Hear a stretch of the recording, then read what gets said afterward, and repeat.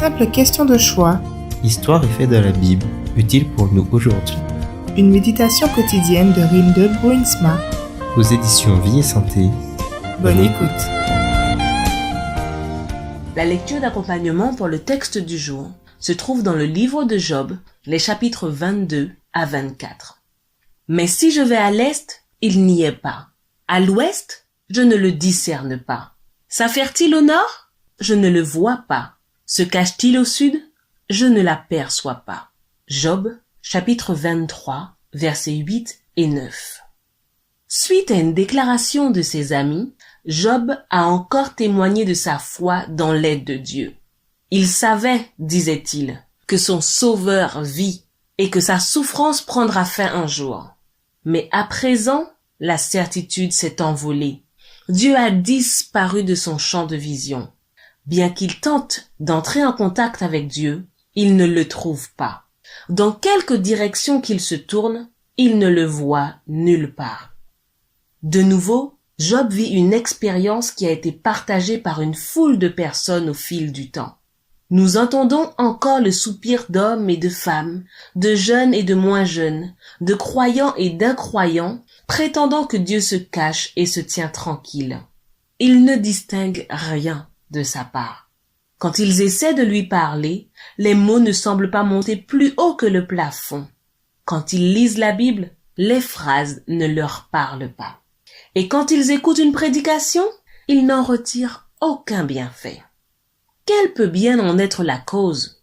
S'agit-il d'un choix délibéré de Dieu de se cacher parfois et de se taire? Ou le problème se situe-t-il ailleurs?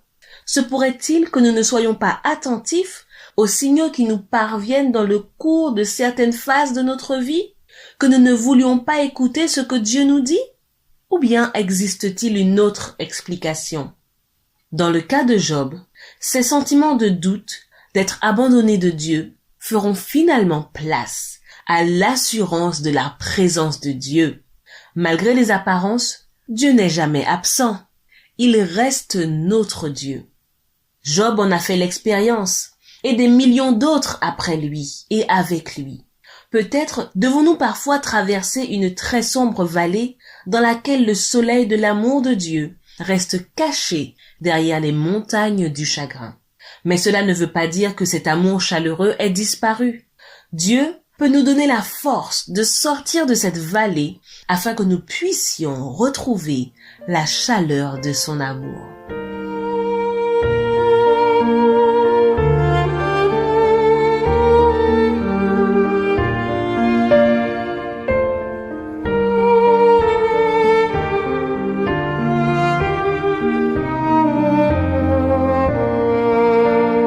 Prions ensemble. Seigneur, rends-toi visible et audible dans ma vie et aide-moi à rester ouvert à toi. Amen.